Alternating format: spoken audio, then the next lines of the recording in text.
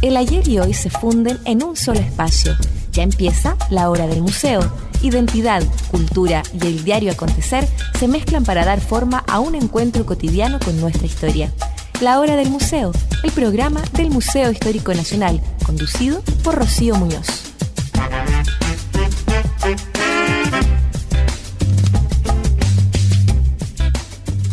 Bienvenidos, nos está escuchando la 94.5 FM. También nos puede oír en www.radiosach.cl. Los invito a que estén revisando la página web del Museo Histórico Nacional para las actividades que están programadas para lo que va quedando de este verano. La página web es www.museohistoriconacional.cl. Además está abierta sus puertas para que lo visiten de martes a domingo ahí en plena Plaza de Armas. Hoy día me acompaña en el sonido Alfonso Muñoz. Gracias por ponernos al aire, Alfonso. Esta mañana estaremos conversando de Colonia Dignidad. Nos va a acompañar Evelyn Evia Jordán. Ella es psicóloga, es magíster en historia y es académica en la Facultad de Psicología de la Universidad Alberto Hurtado. Evelyn ha hecho diversas investigaciones sobre Colonia Dignidad, vinculados siempre con la memoria, recopilación de testimonios, bueno, y por supuesto la historia de ese lugar que sentimos que de alguna manera nunca termina de contarse. Constantemente aparecen nuevos datos y nuevas historias, nuevas revelaciones, nuevos testimonios que nos van abriendo este capítulo que estuvo tanto tiempo cerrado en nuestra historia nacional. Antes de empezar a hablar con Evelyn, los dejo en compañía de la música y enseguida empezamos con esta entrevista.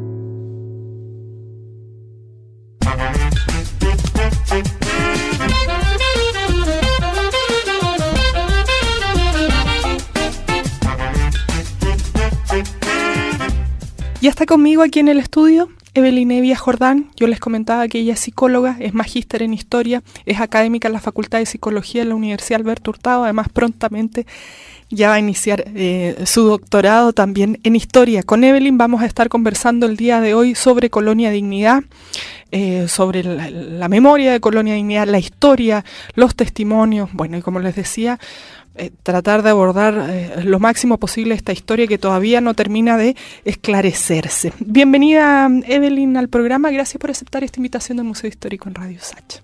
Muchas gracias a ti y a la radio por esta invitación. Para mí es muy importante poder difundir el trabajo que hemos venido realizando con mucha gente en relación a este tema y por cierto difundir una temática que, como tú bien señalabas en la introducción, ha estado oculta durante tantos años. Sí, ¿no? Bueno, esperamos, y el día de hoy justamente con esta conversación ir revelando más datos, por ejemplo, de manera más masiva. Hace un año o dos con la película Colonia, aunque sea de alguna manera hollywoodense, se abrió un poquito más se hizo más masiva esta historia, ¿no? Yo creo que muchas personas no conocíamos lo que había ocurrido ahí. Evelyn, ¿cómo desde la psicología llegas a la historia y unir estas dos áreas, ¿no? en un tema como es Colonia Dignidad? Bueno, yo estudié psicología en la universidad en vías de extinción, ARCIS. Ahí muy tempranamente me vinculé con un colectivo de investigación multidisciplinar que era sobre cuerpos, memorias e identidades, que estaba liderado por Isabel Piper, quien hoy día es académica en la Universidad de Chile. Y yo cuando conocí a Isabel dije rápidamente, esta es la línea de la psicología que me interesa estudiar. Una psicología social preocupada de los procesos de construcción de memoria, en ese entonces a comienzos del año 2000, y rápidamente me hice ayudante y cuando comencé a trabajar ya más profesionalmente y sobre todo académicamente en relación a los procesos de elaboración de la memoria sobre la dictadura en Chile, me di cuenta que había una patita que me quedaba coja, que era poder entender esos procesos de construcción de la memoria que eran hechos desde el presente, poder situarlos en un correlato histórico. Y ahí fue entonces cuando me animé a aventurarme en a hacer esta como bifurcación disciplinar y meterme en la historia. No fue un camino fácil. La historia y los historiadores son bien celosos de su disciplina, entonces meterse ahí en la historia fue un camino complejo, pero para mí muy enriquecedor para poder entender cuando yo estaba frente a quienes fueron protagonistas de la década de los 60, de los 70, de los 80, de los grandes cambios vividos en nuestro país durante la segunda mitad del siglo XX, poder entender desde una perspectiva más histórica esos procesos de memoria que eran hechos desde el presente. Y por ahí llegué a la historia y un poco esta combinación entre psicología social e historia ha sido bastante fructífera y para mí ha sido súper inspiradora también la trayectoria y el trabajo que ha hecho Elizabeth Lira, con quien tengo el privilegio de trabajar también. Es mi jefa hoy día como decana de la Facultad de Psicología y el trabajo que ella ha hecho también como psicóloga, pero también metiéndose muy profundamente en trabajo historiográfico ha sido súper iluminador y también como un camino a seguir en esta combinación o en este matrimonio disciplinar entre la psicología y la historia. Me quedo pensando, ¿no? Mencionas la memoria y la psicología social. Antes de que nos vamos de lleno a conversar de Colonia Dignidad, te quería pedir este contexto, ¿no? Desde la psicología, cómo se va armando la memoria, cómo la memoria nos cuenta la historia, cómo la vemos, los procesos que tenemos, ¿no? Porque tú también has estado trabajando antes con lugares de memoria en Chile, con Villa Grimaldi y ahora con Colonia Dignidad. Bueno, uno podría partir de una premisa fundamental de que la memoria es un proceso de elaboración narrativa, discursiva, lingüística, que de alguna u otra forma está vehiculizada, ¿cierto?, a través del lenguaje y es un proceso que se produce en tiempo presente, aun cuando versa sobre el pasado, está atravesado por las condiciones del presente. En ese sentido, uno podría teóricamente asumir de que la memoria desde esa perspectiva también es performativa del presente, o sea, también no solo nos habla del pasado, sino que sobre todo desde el presente. No sé, hoy día, por ejemplo, es posible que aparezca en el espacio público reivindicada, por ejemplo, la lucha armada, cuestión que a comienzos de los 90 era una memoria que estaba mucho más velada precisamente por las condiciones de este pacto, ¿cierto?, de reconciliación que estaba puesto en ese contexto histórico. Entonces ahí para mí la psicología social, bueno, uno de los grandes objetos o temáticas de estudio de la psicología social tiene que ver con los procesos de memoria, pero no entendidas como una capacidad cognitiva de almacén de información, sino que entendidas como un proceso que permite al individuo, pero también a sus colectivos, saber quiénes son. Entonces ahí la relación entre memoria e identidad es muy estrecha. Sabemos quiénes somos y a qué grupo pertenecemos precisamente porque podemos recordar, ¿no? Entonces ahí para la psicología social no es tan extraño si uno se mete ahí a investigar un poquito más sobre el trabajo desarrollado desde la psicología social, meterse en los temas de memoria porque está muy vinculado a la producción también de identidades sociales. Y por otra parte también uno piensa que en la trayectoria de los equipos de salud mental en nuestro país, sobre todo relacionados a el trabajo que hicieron con víctimas y que siguen haciendo con víctimas de la dictadura, uno puede observar de que en los procesos de memoria también hay algo de reparación, ¿no? También hay una reparación respecto del trauma social vivido. Tú lo mencionabas, yo he trabajado durante muchos años en Villa Grimaldi. Me ha tocado entrevistar, yo creo que a unas 100 personas que sobrevivieron a su paso por Villa Grimaldi. Y tú puedes observar que a pesar de que esa entrevista no tiene fines terapéuticos, hay algo de la reparación del sujeto que ha sufrido esa experiencia de violencia política que se produce en la relación de escucha de un otro. Y por cierto, en la puesta de ese relato en un espacio de escucha pública también. Durante mucho tiempo nadie quiso escucharlo. Y es una escucha que no es fácil, nadie quiere escuchar el horror. Entonces hay algo de reparatorio también y ahí la relación estrecha entre psicología, memoria e historia, yo siento que es un poco difícil de separar qué corresponde a una disciplina y a otra. Y de ahí, ¿cómo te acercas al tema de Colonia Dignidad? Me parece difícil, ¿no? Por esto mismo que hablábamos, que hay mucho que no se ha querido revelar. El mismo Estado chileno ha tenido una participación que no es muy clara, no sabemos si quiere ocultar información, si no sabe cómo abordar el tema, pero bueno, la cosa es que ha sido lenta el proceso de transparentarlo ahí ocurrido, ¿no? Bueno, mi acercamiento, yo sabía lo de Colonia Dignidad, lo que sabe cualquier ciudadano medianamente documentado de este país, ¿no? Había visto algunos reportajes, había leído algunas cosas, principalmente respecto de la secta de Schaeffer y su pederastía, ¿no? Sus crímenes pederastas. Y más o menos en el 2013, Margarita Romero, quien era en ese entonces presidenta de la Corporación Parque por la Paz Villa Grimaldi, me invita a trabajar con ella pensando en cómo articular y levantar también la temática de la Colonia Dignidad en relación al trabajo de los testimonios que yo venía haciendo en el archivo oral. Y ahí me empecé a meter en el tema Colonia Dignidad y me fui encontrando con un mundo que como que cada vez que tú te metes un poquito más encuentras algo que dentro de todo el horror se vuelve como que te atrapa, ¿no? Es un tema que es difícil que te suelte porque cada vez te vas encontrando con cosas que para ti son inimaginables, ¿no? Y ese fue para mí mi primer acercamiento al tema colonia. Yo luego, bueno, por razones personales y profesionales, dejé de colaborar con la agrupación que lleva Margarita Romero, pero el tema de una u otra forma no te suelta, porque vas conociendo las víctimas, vas poniéndole rostro a esa historia y te es un poco...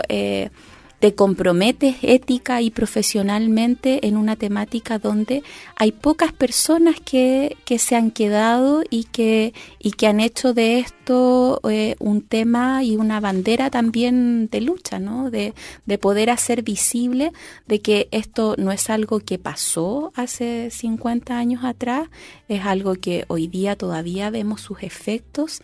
Las víctimas colonas chilenas todavía esperan por reparación, esperan por verdad, esperan por justicia, y tú sientes, después de yo llevar 12 años de trabajo con víctimas, tú sientes que ahí también, desde tu lugarcito pequeño que es el trabajo académico y de investigación, tú también tienes algo que contribuir en esa temática de hacer visible a estas víctimas y a sus necesidades que por las autoridades durante muchos años fueron bastante invisibles. Vamos a la historia de Colonia Dignidad, porque claro, dentro de lo que tú decías que hay cosas que nos parecen insólitas, ¿no? Una de ellas es cómo se crea Colonia Dignidad en territorio chileno, ¿no? ¿Cómo es que aparece este poblado, esta villa Baviera, con toda la articulación y poder que tenía? Uh-huh. Mira, esto tiene sus orígenes en Alemania en la década del 50, contexto también de posguerra, ¿no? Hay todo un origen que tiene que ver con una iglesia bautista en Siegburg, Alemania, donde Schaeffer rápidamente surge como un carismático predicador, líder de ese grupo, generando ya desde esos orígenes conflicto al interior de esa congregación. También en los antecedentes está de que Schaeffer ya era buscado en la década de los 50 por abusos sexuales a menores por la justicia alemana, y producto precisamente de que él estaba huyendo de la justicia alemana, es que logra... Mira, muchos antecedentes precisos no hay al respecto, pero logra una serie de recomendaciones de altas autoridades chilenas y alemanas para poder venir a Chile y migrar con un grupo de familias, principalmente mujeres y niños, que eran parte de esa congregación que era la Private Social Mission en Siegburg, Alemania. Llegan a Chile en el año 61, se instalan en el fundo San Manuel en Parral, hacia la precordillera de Parral, y rápidamente empiezan a adquirir más terrenos en esa región. Muchos testimonios de campesinos, lugareños de ese sector dicen que rápidamente se hicieron de esos nuevos terrenos y de esos nuevos fundos, fueron acrecentando el territorio, producto de las amenazas que los mismos jerarcas alemanes hacían contra estos campesinos. Les mataban animales, corrían los cercos, etcétera. Y así es que a la actualidad llegaron a tener casi 17.000 hectáreas de terreno. Se instalan, Chile tiene una historia de colonización alemana. En Chile yo es algo que un concepto que alguna vez un colega de la facultad, Mauricio, me iluminó con esta idea de la germanofilia. Yo creo que en Chile somos bastante germanofílicos. Cuando uno escucha incluso a veces avisos radiales, dicen este producto es de calidad alemana. Entonces pareciera que todo lo alemán es mejor, es superior, está bien hecho. Y fue así como este grupo con estas creencias religiosas, con una que lo obtiene una personalidad jurídica en septiembre del año 61 por el Ministerio de Justicia de Chile, como Sociedad Benefactora y Educacional Dignidad, es que logra empezar a adquirir un poder económico, pero también un poder respecto de el territorio en el cual se instalan y de relación ahí con los lugareños, los campesinos, pero también con autoridades locales y a nivel central, a nivel político, pero también a nivel económico. Entonces, claro, tenemos en la década del 60 a este grupo benefactor, religioso, alemán, que llega a Chile, a una localidad, hay que pensar, Parral en la década de los 60 empobrecida, post-terremoto. De hecho, uno de los puntos del decreto de la Sociedad Benefactora y Educacional Dignidad es que vienen a ayudar a la juventud y a la población damnificada post-terremoto del 60. Entonces que, claro, son vistos sin grandes sospechas, a pesar de que ya en el año 62 hay una primera noticia que aparece en la tercera del intento de fuga de un colono que va a ser el primero que logra fugarse, que es Wolfgang Miller. Entonces, son muchas las preguntas que surgen. Entonces uno no es una tesis muy rebuscada decir que aquí tanto las autoridades chilenas y alemanas miraron para el costado y dejaron que este grupo siguiera actuando detrás de esta fachada de beneficencia que contaba con una escuela y también con un hospital. El hospital es uno de los temas que a mí me interesa y es en el cual estoy iniciando mi investigación para el doctorado. ¿Cómo se va transformando esto que parecía absolutamente esta sociedad benefactora y educacional? Porque si no se tenían los antecedentes Paul Schaeffer, bueno, y con esta germanofilia que tú dices, todo pinta muy bien, ¿no? Y que además llegan a un lugar para ayudar a las personas que están damnificadas por el terremoto, justamente poniendo lo que más se necesita, que es un hospital y un colegio. Pero ¿cómo se va armando esta verdadera colonia de dignidad que es la que hoy día conocemos? A ver, yo creo que esta verdadera colonia de dignidad parte antes, parte con un líder que ya tiene un apetito sexual por los niños y que es un líder absoluto, carismático, que se aprovecha de gente que estaba vulnerable posguerra, con un gran temor y terror al comunismo, ¿cierto? En un contexto de Guerra Fría también.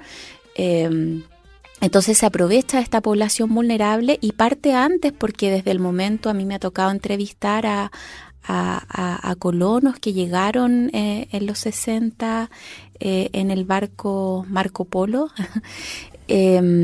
Y que, por ejemplo, los dejaron subir solo con su madre y al padre lo dejaron abajo del barco, con argumentos tan que uno puede pensar tan pueriles como no queda más espacio para que suba usted. Entonces sube la mujer con los 5 hijos al barco. Entonces yo creo que esto estaba de alguna forma pensado desde antes. Desde antes uno también ha escuchado testimonios de que en Siegburg ya habían prácticas de castigos violentos, la confesión, que era uno de los métodos más importantes de dominación psíquica de Schaeffer, ya había sido instalada y Schaeffer era el único que podía confesar a sus feligreses. Entonces es un sistema que junto con la actividad ilícita y criminal, tal como lo ha dictaminado la justicia chilena, estaba también escondido bajo esta secta.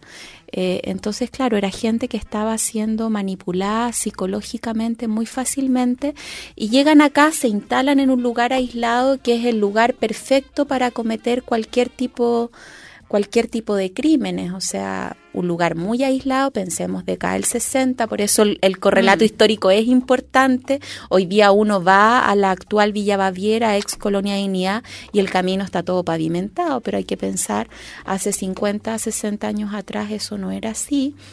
Un lugar absolutamente aislado, rodeado de campesinos, la mayoría con escasa o nula escolaridad, que ven a estos alemancitos como caídos del cielo, que instalan un hospital, que ayudan a la población. O sea, imagínate lo que era en esa época ir a un hospital administrado por alemanes, con tecnología alemana, con unas alemancitas que te atendían y te daban sopitas, ¿cierto? Se preocupaban de los niños. O sea, era algo que de verdad para la gente era visto como una ayuda y una gran beneficencia. Entonces, claro, Schaeffer empieza a perfeccionar una tecnología de aislamiento no solo físico, geográfico, sino que también de aislamiento de información respecto de la gente que vivía ahí. La gente tenía absolutamente prohibido tener contacto con afuera. Hace poco entrevisté en El Sur a una mujer que trabajó en el hospital. Y yo le preguntaba, bueno, ¿cómo lo hacían para tener el contacto con los pacientes chilenos? Y me decían, no, es que nosotros prácticamente no hablábamos con ellos. O sea, estaba todo siempre súper vigilado, cualquier tipo de interacción que ellos podían tener con el afuera. No habían relojes, no habían calendarios, no habían diarios, no había televisión. Las noticias eran manipuladas por Schaeffer. Entonces, es un sistema que uno dice no surge de un día para otro, sino que uno podría pensar que está planificado también ese aislamiento y como lo han llamado algunos investigadores, como este surgimiento de una nueva sociedad o de un estado dentro de otro estado. Bueno, quiero que sigamos recorriendo este camino de la historia de Colonia Dignidad. Te quiero invitar a escuchar música, Evelyn. Vamos a hacer una pausa también en esta conversación. Hoy día me acompaña Evelyn Evia Jordán, ella es psicóloga, es magíster en historias académicas en la Facultad de Psicología de la Universidad Alberto Hurtado. Estamos conversando esta mañana sobre Colonia Dignidad. Vamos a ir con la música entonces, la pausa, y ya regresamos.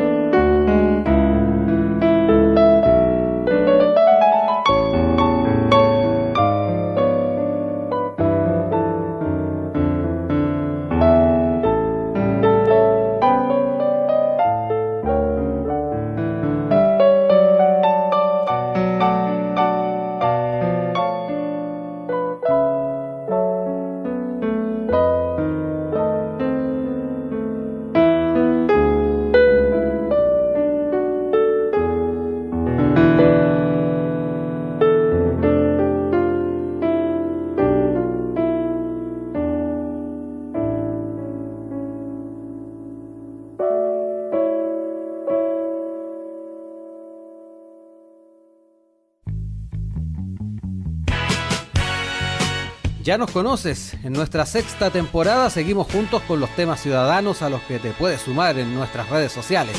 Lo que te preocupa, lo que te interesa, la contingencia y entrevistas con líderes de opinión. Y por supuesto, la música que más te gusta. Todo en la 94.5 FM a las 17 horas, en Sin Tacos ni Corbata.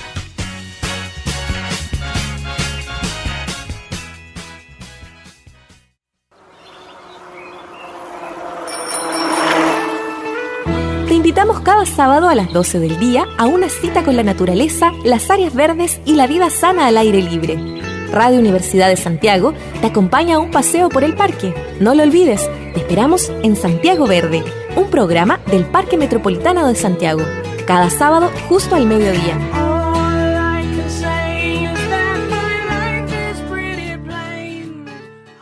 Radio Universidad de Santiago. Todas las voces, todos los espacios. 94.5 FM, 124 AM y www.radiousach.cl.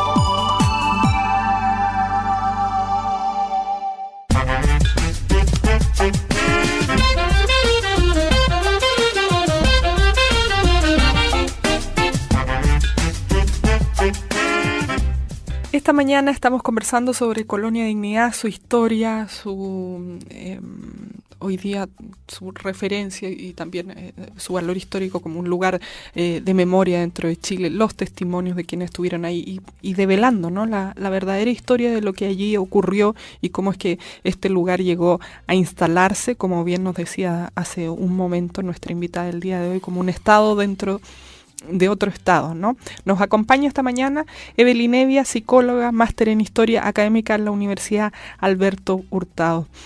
Evelyn, ¿cómo esto eran los años 60, este relato que nos comentabas? Bueno, yo pensaba en mis recuerdos de niña, que ya son los años 80 de haber ido al restaurante que había ahí, ¿no? Y cómo se seguía presentando, cómo uno iba a mirar la maravilla que habían instalado los alemanes, así que era un discurso que duró por mucho tiempo, ¿no? Donde no cabían dudas, porque no se sabía qué es lo que ahí estaba ocurriendo. Pero cómo este hombre que está en este lugar apartado logra conectarse con el poder en Chile, ¿no? Y luego irse transformando en un lugar de represión en la dictadura, donde torturaban gente. ¿Cómo logra hacer estos vínculos también? Bueno, los vínculos pensemos de que Schaeffer ya llega con su grupo a instalarse a Chile con referencias de el Ministerio de la Familia alemán y, por cierto, una carta ahí de entrada directo al poder político en ese entonces también en nuestro país. Hay que señalar y ahí ser súper enfáticos de que la historia de complicidades o de relaciones cómplices con la Colonia Dignidad no surgen con la dictadura, no surgen inmediatamente el 11 de septiembre del 73. Hay relaciones de complicidades anteriores y de todos los colores políticos. O sea, la Colonia Dignidad, si hay algo por lo que se caracterizó antes de la dictadura, es por esta especie de camaleonismo político y por mantener buenas relaciones con personeros de los distintos sectores políticos. Ya hacia el año 72 hay algunos antecedentes de que empieza a establecer vínculos con grupos de ultraderecha como Patria y Libertad, y eso no solo contado por víctimas o por colonos, sino que también Roberto Time lo ha declarado en sus testimonios, porque, Schaeffer era profundamente anticomunista, pero también ellos veían en esta expansión territorial que habían tenido la amenaza de la reforma agraria que les pudiera tocar a ellos.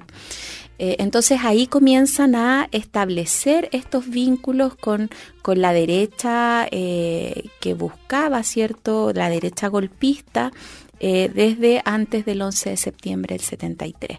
A pesar que, por ejemplo, en el mismo año 72 hay antecedentes de que para el hospital recibían unas remesas, en este momento no recuerdo la cifra, pero unas remesas importantes de dinero del Ministerio de Salud. Entonces tenían esta habilidad para camuflarse y para obtener buenas relaciones con personas que fueran útiles a los fines de esta entidad que era la colonia, muy camaleónica en lo político y con muy buenas relaciones desde el oficial del registro civil al que le llegaba un cujencito, un strudel o un paquetito, ¿cierto? Para el cumpleaños, para el fin de año, los jueces de policía local, carabineros, hasta las esferas de la embajada y con políticos más importantes, ¿no? Ahí señalar que en la década de los 60 de los grandes acusadores de los crímenes que se cometían en la colonia estaba, bueno, Patricio Elwin.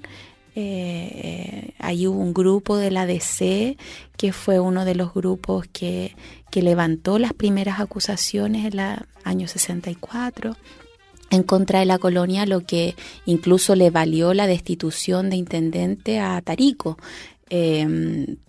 precisamente porque la colonia, frente a cualquier acusación, se querellaba o también utilizaba estrategias de chantaje o matonaje frente a sus querellantes.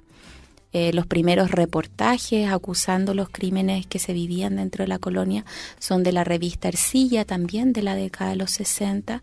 Entonces uno se pregunta si ya la revista Ercilla, que era uno de los grandes medios de prensa de nuestro país, titulaba en portada los crímenes que se cometían dentro de la colonia, porque nadie hizo nada. Y es la pregunta que nos seguimos haciendo hasta el día de hoy, y por eso para quienes investigamos estos temas nos importa también poder dar con quienes fueron cómplices y permitieron que estos crímenes se perpetuaran durante tantas décadas.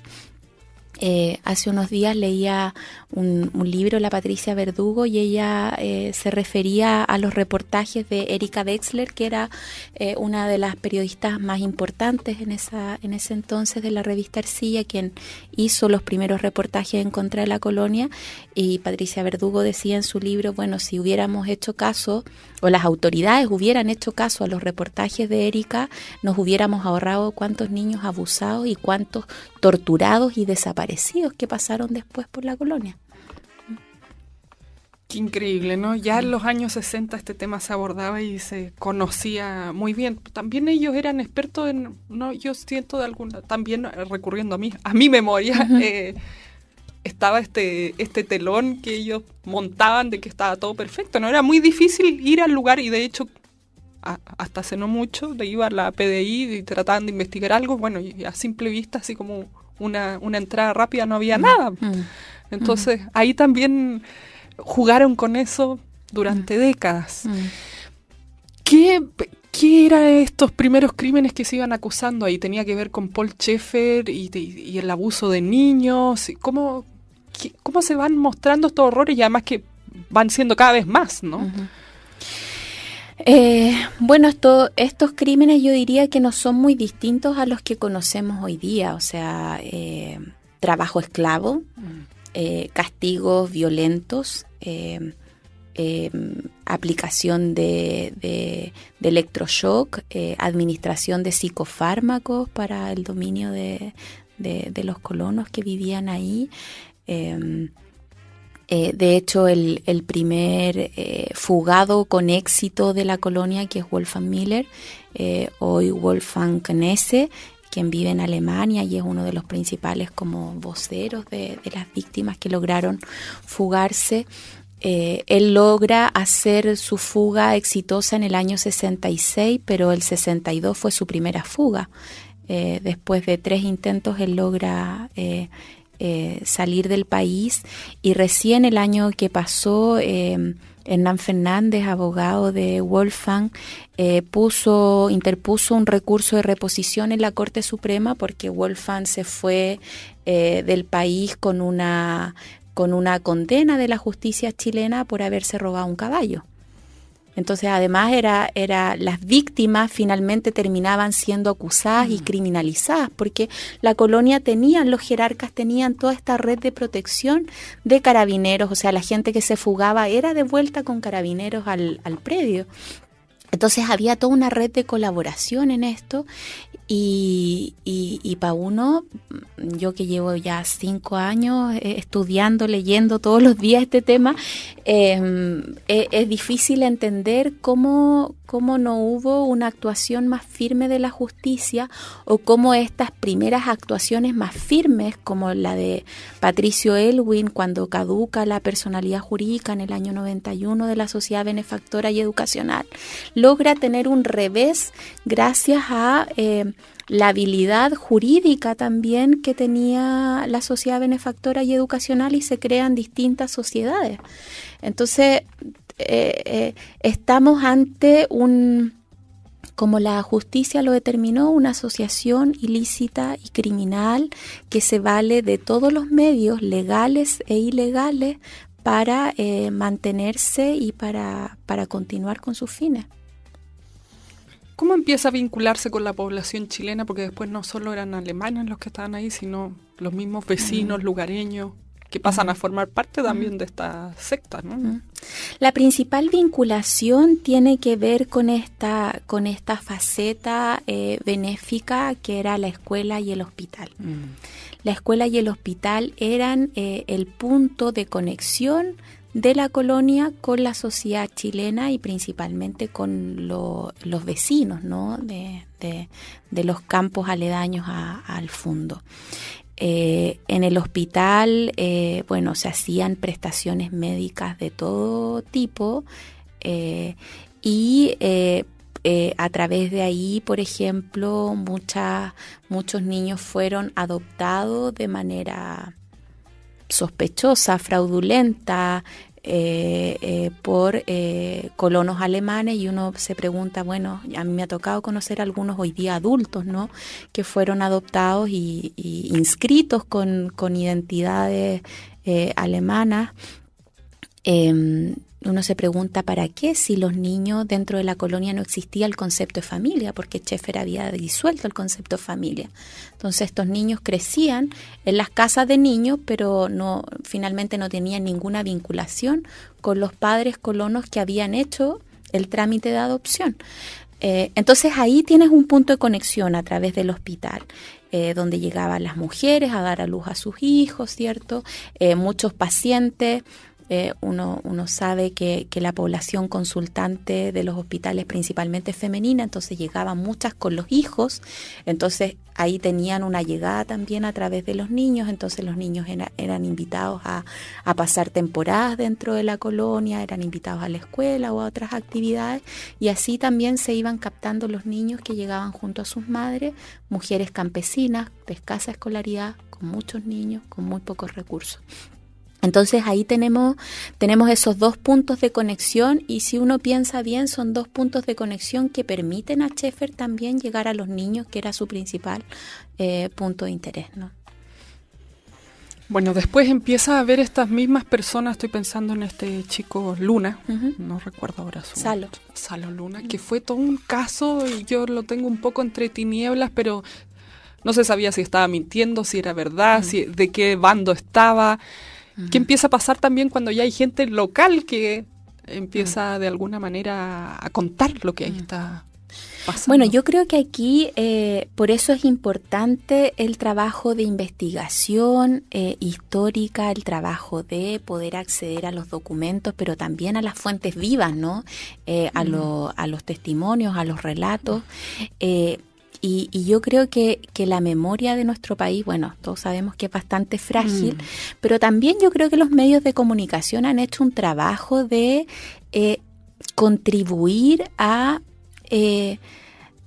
estigmatizar a chicos que fueron, para mi gusto, héroes, como lo dice otro de los chicos que logró ser denunciante y querellante de los abusos de Schaeffer, que fueron verdaderos héroes, porque tenemos que pensar el imperio, el poder que tenía la colonia, que fueran estas familias campesinas con escasos recursos, escasa escolaridad, de animarse a querellarse para poder recuperar a sus niños y poder denunciar los crímenes y los abusos que habían sufrido sus niños. Entonces estamos hablando de un Chile en el año 96, pero que pareciera ser que es como... Bueno, es otro siglo, pero estamos hablando de otra época, donde ahí, bueno, el abogado Fernández recibe estos casos y libra una importante batalla en contra de todos los poderes que estaban alineados con poder proteger a la colonia. Y no solo los poderes, también mucha población local que decía, no, estos chicos están mintiendo, sus testimonios son falsos. Si uno mira ahí la prensa, revisa la prensa del año 96, 97, cuando se destapan estos casos, uno se encuentra con muchas personas que protegen a la colonia, y donde se arman también toda una red de amigos de la Colonia Dignidad, donde tenemos desde al futuro ministro Hernán Larraín, a personas que yo creo que todavía no han hecho el mea culpa público suficiente para las víctimas de haber prestado protección y apoyo público y político a la colonia, cuando todo indicaba que estos testimonios de estos chicos eran correctos. Habían evidencias más que suficientes, incluso si uno miraba 30 años atrás con los testimonios de Wolfgang Miller y otras personas que se fugaron en los 80 de la colonia. Entonces, claro, uno mira y encuentra a una figura de pronto de Salo Luna en los programas de televisión cuando se le invita y se le ridiculiza de alguna forma como el chiquito gay que fue abusado por Paul Schaeffer y de alguna forma se volvió en un chiste nacional. Era abusado por el tío Paul y era una talla machista de mal gusto que habla pésimo de nuestra sociedad y de no hacer un reconocimiento de que Salo, junto a los otros 10 chicos que están en esta querella, que logró finalmente desmontar el sistema de Schaeffer en la colonia, son los verdaderos héroes de esta historia. O sea, si no fuera por Salo Lunas y estos otros chicos y estas mujeres, madres, campesinas, acompañadas por el trabajo profesional de Hernán y el compromiso de Hernán, no hubieran logrado desmontar y no hubieran logrado sacar a Schaeffer de la colonia y probablemente tendríamos Schaeffer todavía ahí. Entonces yo creo que ahí como sociedad nos debemos, y por eso el trabajo de memoria es muy importante, porque hay que deconstruir precisamente estos mitos que como sociedad y que los medios de prensa han contribuido mucho también a mantener y a reproducir. Que... Bueno, nunca hay una reparación, ¿no? Dar la cantidad de minutos de exposición, de ridiculización de estas personas, no hubo nunca una equivalencia a darle la misma cantidad de minutos a abordar el tema como fue verdaderamente, ¿no? Evelyn, nos quedan pocos minutos de conversación. Recordarles a ustedes que esta mañana nos acompaña Evelyn Evia, ella es psicóloga, es máster en historia. Estamos conversando el día de hoy de Colonia Dignidad. ¿Cómo es tu trabajo hoy con Colonia Dignidad? ¿Trabajas con relatos de estas personas? También preguntarte cuánta gente vivía o estaba vinculada con Colonia Dignidad. Que nos cuentes hoy día cómo están todos ellos, ¿no? ¿Cómo es el trabajo que has podido hacer con ellos? Mira, el trabajo, yo diría que mi trabajo está en una delgada línea entre investigadora, profesional y activista del tema. Pero yo diría que principalmente el trabajo que hemos venido haciendo con la doctora Elke Griglewski, quien es vicedirectora de la Casa de la Conferencia de Wannsee, a quien el Ministerio de Relaciones Exteriores de Alemania le encomendó desde el 2014 iniciar la tarea de conocer en qué están los distintos grupos de víctimas, y ahí desde el 2014 hasta ahora hemos hecho una vez al año unos encuentros con los distintos grupos. Ha permitido acercarnos mínimamente, yo diría en estos 4 años, a en qué están hoy día las víctimas, cómo ellos ven esta experiencia que les tocó vivir y también cuáles son sus banderas de lucha respecto de las discusiones que hoy día están librando ambos gobiernos, el de Chile y el de Alemania, que desde la película Colonia, para el gobierno alemán la película tuvo una repercusión política muy importante.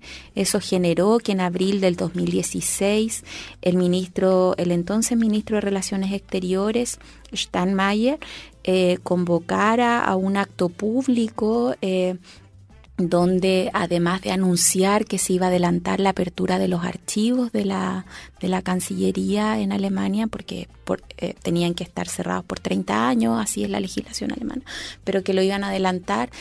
También ellos, el ministro señala que hay allí no hay un mea culpa muy directo, pero sí que las autoridades actuaron negligentemente. Hay un reconocimiento de que las autoridades diplomáticas actuaron de manera poco diligente con las solicitudes de ayuda a las víctimas. Desde ese entonces hasta ahora, el año 2017 es el momento, yo diría, más importante a nivel político de toda esta larga historia del tema Colonia, donde Chile y Alemania firman en el 2017, en julio del 2017, un memorándum de entendimiento entre ambos gobiernos para la creación de una comisión mixta bilateral para abordar la memoria histórica y la integración de las víctimas a la sociedad. Esto ocurre en julio del 2017. En octubre se reúnen por primera vez esta comisión en Santiago. En enero tienen otra reunión en Berlín y en abril es la próxima reunión. La verdad es que al principio este acuerdo fue visto con cierta sospecha, de manera muy evidente, ¿no? Por los colectivos de víctimas. Pero desde enero han sido acá en Chile invitados a una mesa que lleva a cabo el Ministerio de Relaciones Exteriores. Han sido invitados representantes de los distintos grupos de víctimas para poder seguirle la pista y también poner sus puntos sobre lo que debiera ser el resultado de esta comisión mixta. Tanto en Chile como en Alemania, con un grupo de colegas, activistas, profesionales, expertos en estas temáticas, nosotros creemos que el paso número 1 de esta comisión mixta tiene que ser una comisión de verdad. ¿Por qué es importante la comisión de verdad? Porque aquí todavía estamos frente a ciertas nebulosas respecto de quiénes son las víctimas, quiénes son los victimarios, quiénes son los responsables, en qué circunstancias ocurrieron los hechos. No olvidemos de que, se están haciendo en este minuto pericias en los terrenos de la colonia Dignidad respecto de buscar restos de desaparecidos o de documentos también, ¿cierto? Entonces, nosotros creemos de que no podemos partir por una reparación si no tenemos claridad respecto de los hechos y respecto de las víctimas. Uno de los temas más sensibles es poder esclarecer quiénes son las víctimas y quiénes son los victimarios. El caso de Colonia Dignidad quizás es uno de los casos paradigmáticos donde se produce esa confusión y esa coexistencia de víctimas y victimarios, porque no hay que olvidar de que era gente que estaba sometida al control físico y al control mental de esta secta, donde a muchos les tocó también, producto de esta coerción, ejercer acciones criminales con otros. Entonces ahí una comisión de expertos que se dedique de manera exclusiva a investigar los hechos y a poder determinar quiénes son las víctimas y quiénes son las víctimas que merecen además medidas de reparación, creemos que es el paso número 1 que debiera resultar de esta comisión bilateral chileno-alemana. No obstante, este memorándum de entendimiento pone en el centro el tema de la memoria histórica Yo soy una convencida y toda mi trayectoria profesional ha estado dedicada a los temas de memoria, de que la memoria es uno de los puntos muy importantes que nos permite, ¿cierto?, avanzar como sociedad y poder valorar la democracia, pero también tenemos que pensar de que aquí hay un punto que tiene que ver con la reparación, pero no podemos entender o entregar medidas de reparación si no determinamos antes cuáles fueron los hechos y quiénes son las víctimas que necesitan reparación. Hay víctimas que hoy día continúan viviendo en las dependencias, en los predios de la colonia. Hoy día Villa Baviera, que tiene un restaurante, que tiene un hotel. Hay victimarios también viviendo ahí, hay victimarios que han salido al extranjero, no olvidemos el caso del doctor Hopp, que está prófugo en Alemania, ¿cierto?, y así otros. Tenemos víctimas también que están viviendo en Alemania, en Austria, en el sur de Chile. Entonces, una comisión debiera encargarse, creo yo, a mi juicio, tipo comisión Valech, de poder pesquisar, identificar y poder recopilar los testimonios y también los antecedentes, la documentación de todas las personas que pasaron por la colonia Dignidad y que sufrieron crímenes en ese lugar. Creo que ese es el paso número 1 para poder pensar en la reparación y también pensar en la memoria histórica como también una medida de reparación, tal como lo estipuló la Comisión Nacional de Verdad y Reconciliación en el año 91 en Chile, ¿cierto?, donde se insta al Estado chileno a construir sitios de memoria, memoriales, ¿cierto?, a incluir la narrativa de los hechos pasados como a la memoria como un elemento importante para reparación a las víctimas.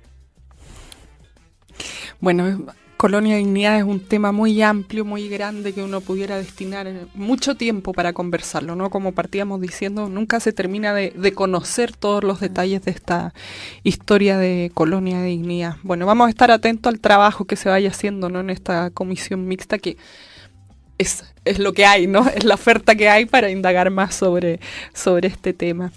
Evelyn, muchísimas gracias por haber venido a compartir tu investigación aquí en este programa. Muchas gracias a ustedes y esperamos que prontamente en lo que hoy día es un centro recreacional y turístico haya un gran centro de memoria y de documentación que nos recuerde a todos como sociedad chilena, pero también a quienes nos visitan este oscuro episodio de nuestra historia. Gracias, Evelyn. Nos vamos a despedir aquí de esta conversación. Nos volvemos a encontrar mañana, habitualmente desde las 11.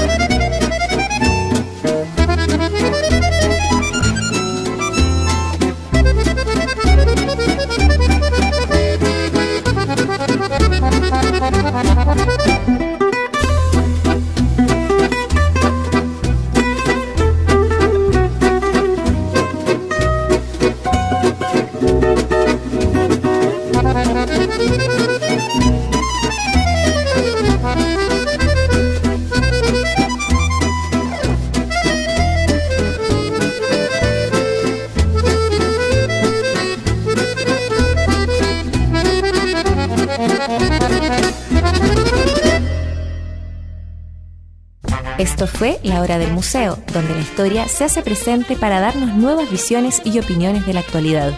El Museo Histórico Nacional y Rocío Muñoz te esperan de lunes a viernes a las 11 horas con nuevas voces y relatos.